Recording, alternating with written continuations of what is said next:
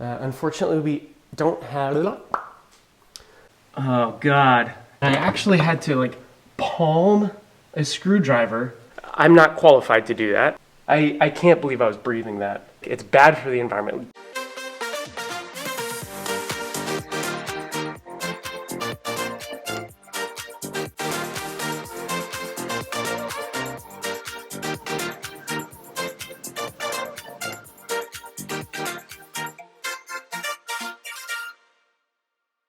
Good morning, and welcome back to another episode of Zach Does It. In the last episode, we did all the interior stuff that we had to finish off to reassemble the seats and put the dash back together and a handful of other things that we needed to do before we'd be ready to put it back in the car. And now we're on to the last step, the final step before we can actually reassemble everything, and that is soundproofing. But before I dive into that, you may have noticed in some of the other clips, there was one single piece of the ventilation system that I was not able to undo. I know why now. There was an extra clip holding it together on the back side, and I'll try to show you where that is. But first, I just want to show you how absolutely gross this is. I don't know how it got this way, so I'm not even going to try to lead into it. We're just going to show you.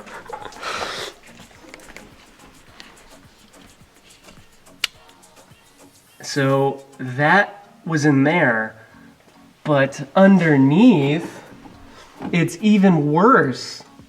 Where did this come from? It's just so gross. It's just built up, and I mean, I gotta vacuum it out, but I wonder, I thought the vent was blowing well, but with all this stuff in it, I wouldn't be surprised if the airflow was actually really restricted. And hence, maybe that's why it felt like the blower maybe wasn't as powerful as it could have been. But anyways, you got a bunch of these clips that attach, one on the top, and then it secures the bottom piece.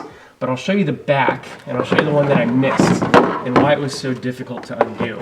So you've got a clip that goes there, and you've got another clip that goes there, and then this one was the one that I couldn't find. It was so far back that I actually had to palm a screwdriver to try to slide my hand back and undo it.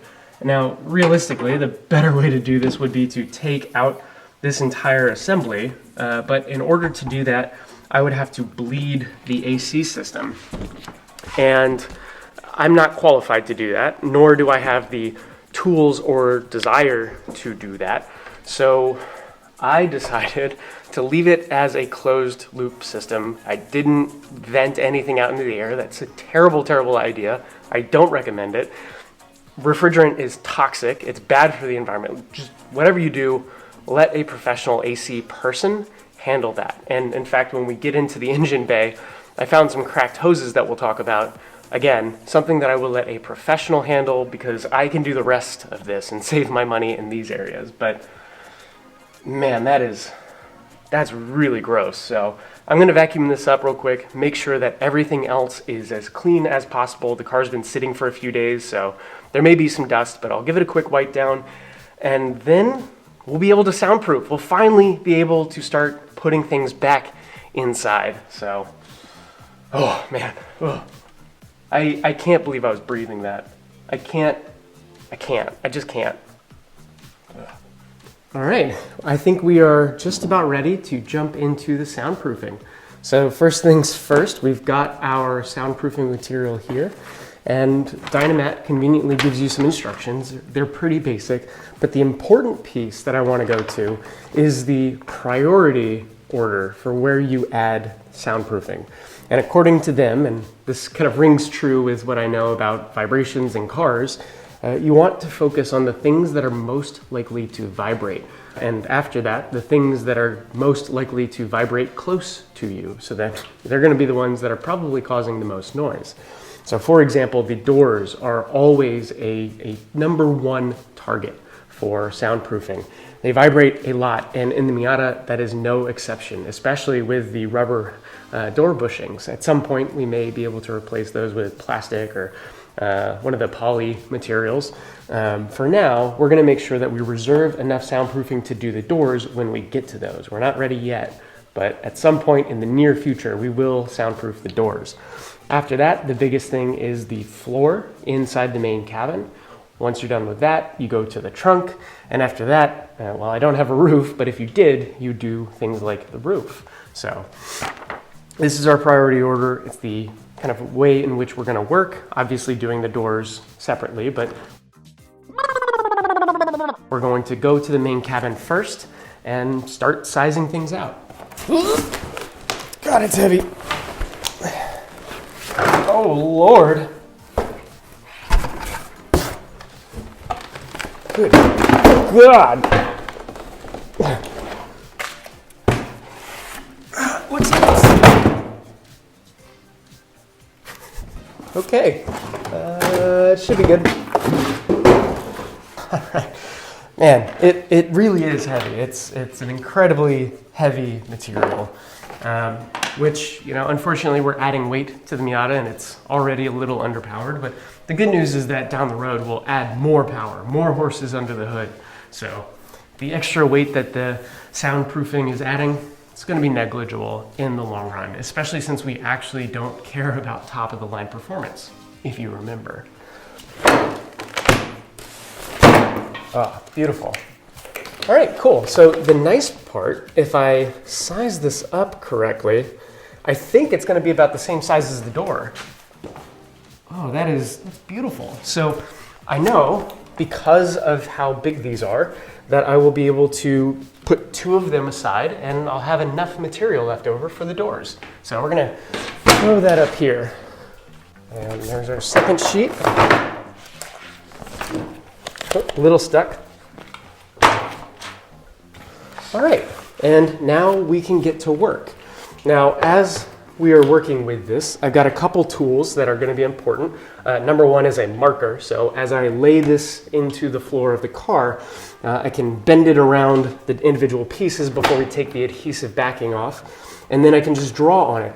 It won't show up super well on the blacks, but if I can kind of trace the lines through these silver logos, I'll be able to follow it with some shears. And my shears are older than I am. It turns out my dad has kept his shears from his grandfather. So these are my great-grandfather's shears, and I mean, they're surprisingly in very good condition. I actually have 2 more.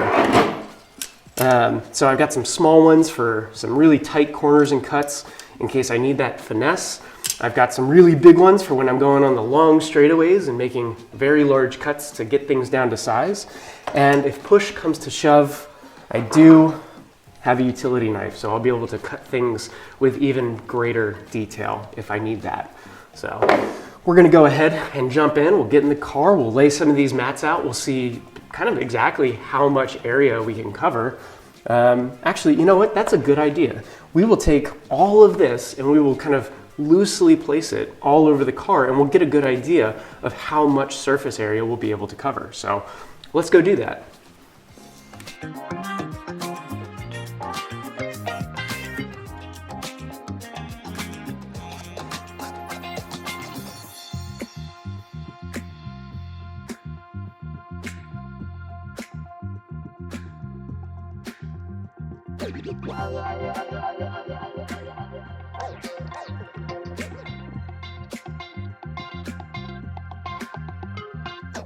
And just like that, we've mocked up where all the soundproofing is going to go.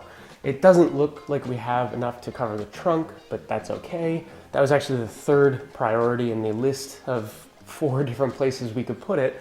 And we know that we, again, do want to reserve some for the doors. So we've got 2 sheets set aside for that. We've got 2 sheets in each of the wells. One of these is going to go against the back here. That's why it's just sitting up here. This one, we will do our best to put it on some of those metal pieces that we have painted, as well as filling in the outer edges of the surface here. And then we've got one more that we're actually going to put on top of the transmission tunnel, just because it's more exposed metal that's inside the car. And if we do have any left over, we'll just take those strips and kind of piecemeal them wherever we can on any loose pieces of metal. the one caveat, the one thing that almost all soundproofing companies' products recommend is, in order to have a minimum good effect, you want to have about 30% coverage. So what that means is that if I took a sheet and put it on a door, I want 30% of the exposed metal on that door covered with soundproofing. Now, obviously that's a very small amount compared to what we will be doing, but just keep that in mind. If you need to stretch your soundproofing for maximum impact for your budget, don't be afraid to cover less area. Just make sure that you're reaching that minimum threshold. Otherwise, you're kind of just wasting money at that point. So get the 30% coverage or more if possible, and you should have some really good results. So I think it's time to dive in. Let's start sizing this up, and let's see what it looks like when we're done.